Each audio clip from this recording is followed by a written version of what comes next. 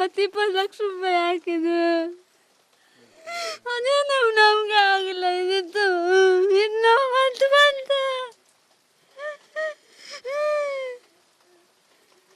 ಅಪ್ಪ ಕಾಲಿಲ್ಲ, ಕುದಿಯಲ್ಲ ಇಲ್ಲ.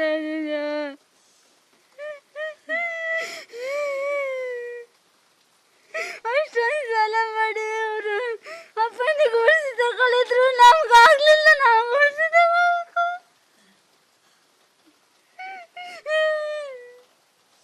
ಯಾರು ದಿಕ್ಕಮ್ಮ? ಹಿಂಗಾದ್ರೆ ಯಾರು ದಿಕ್ಕಿನ ಮನೆಗೆ ಯಾರು ಆಧಾರ?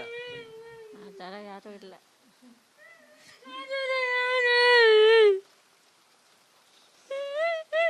ಅಪ್ಪಂದು ಎಲ್ಲ ತೆಗೆದು 1-2 ವರ್ಷ ಎಲ್ಲ ಇದು ಮಾಡಿ ಮನೆ ಕಂಡಲ್ಲೇ ಅಮ್ಮ ನಾನು. ಇವ್ರೇನಾಗ್ಬೇಕು?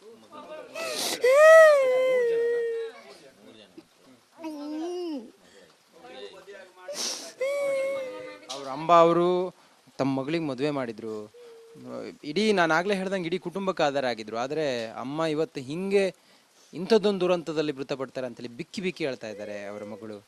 ನಾನು ನೋಡಿದಾಗ ಬಹಳ ನೋವಾಗುತ್ತೆ. ಹೇಳಿ. ಮನೆಗೆ ಯಾರು ಮಾಡೋರಿಲ್ಲಲ್ಲ, ಈಗ ಹೆಣ್ಣು ಮಕ್ಳು ಯಾರೂ ಇಲ್ಲ. ಈ ಅಜ್ಜಿ ಒಬ್ಳು ಏನು ಮಾಡ್ತಲ, ಏನು ಮಾಡೋಕ್ಕೂ ಆಗೋದಿಲ್ಲ. ಆದರೆ ಈ ಮಕ್ಳಿಗಿದ್ದು ತಿಳುವಳಿಕೆ ಇಲ್ಲ ಏನು ಮಾಡ್ಕಂತೇಳಿ. ಅವರೊಬ್ಬರು ಕಾಲು ಪಿಟ್ಟಾಗಿ ಹಾಗಿದ್ರು ಏನು ಮಾಡ್ತಾರೆ ಮನೆಗೆ? ಯಾರೂ ಇಲ್ಲ. ಮಗಳೊಬ್ಳಿದ್ದು ಮದುವೆ ಮಾಡಿ ಕೊಟ್ಟಾಯ್ತು. ಮನೆಗೆ ಮಾಡಿ ಹಾಕೋರು ಬೇಕಲ್ಲ ಸರ್.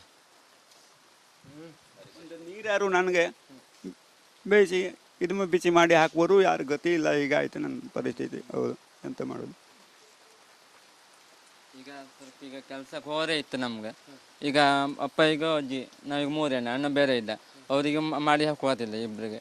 ನಾ ಕೆಲ್ಸಕ್ಕೆ ಹೋರೇ ಇತ್ತು. ಈಗ ಕೆಲ್ಸಕ್ಕೆ ಒಪ್ಪಗಾತಿಲ್ಲ ಇವ್ರನ್ನ ಬಿಟ್ಟು. ಇಬ್ರಿಗೆ ನೋಡ್ಕೊಳ್ಬೇಕು. ಇವ್ರಿಗೆ ಕೂತಲ್ಲೇ ಯಾವ ಹೊರಗಡೆ ಒಪ್ಪಗಾತಿಲ್ಲ. ಅಲ್ಲಿ ಕೂತಲ್ಲಿ ಎಲ್ಲ ಕೆಲಸ ನಾವೇ ಮಾಡಬೇಕು. ನಮ್ಮ ಕೆಲ್ಸಕ್ಕೆ ಹೋಗದೆ ಇದ್ರೆ ಆಗ್ತಿಲ್ಲ. ಆ ಪರಿಸ್ಥಿತಿಯಲ್ಲಿ ಈ ಮನೆಯಲ್ಲಿ ಇತ್ತು. ಹಂಗೆ ಇದು ಈ ಮನೆಯ ಚಿತ್ರಣ. ಇದು ಅಂಬ ಅವರು ಗುಡ್ಡ ಕುಸಿತದಲ್ಲಿ ಮೃತಪಟ್ಟರು. ವಿಶ್ವನಾಥ ಭಟ್ಟರ ಮನೆಯಲ್ಲಿ ಕೆಲಸ ಮಾಡ್ತಿದ್ದಾಗ ಈ ದುರ್ಘಟನೆ ಆಗುತ್ತೆ. ವಿಶ್ವನಾಥ ಭಟ್ರು ಸೌಜನ್ಯಕ್ಕೂ ಒಂದು ಇವರ ಮನೆಯವರನ್ನು ಮಾತಾಡಿಸೋ ಕೆಲಸ ಇಲ್ಲಿವರೆಗೂ ಮಾಡಿಲ್ಲ.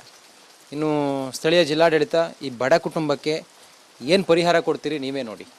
ಹಿಂಗಿದೆ, ನಾವು ತೆರೆದಿಟ್ಟಿದ್ದೀವಿ. ಅವರ ಮನೆ ಪರಿಸ್ಥಿತಿ ಹಿಂಗಿದೆ, ಬಡತನ ಹಿಂಗಿದೆ, ಮನೆಗೆ ಆಧಾರ ಆಗಿದ್ದಂಥ ಕುಟುಂಬ ಇವತ್ತು ಕಣ್ಣೀರು ಹಾಕ್ತಾ ಇದೆ. ಅದನ್ನು ನಿಮ್ಮ ಮುಂದೆ ತೆರೆದಿಡುವ ಪ್ರಯತ್ನವನ್ನು ರಿಪಬ್ಲಿಕ್ ಕನ್ನಡ ಮಾಡಿದೆ.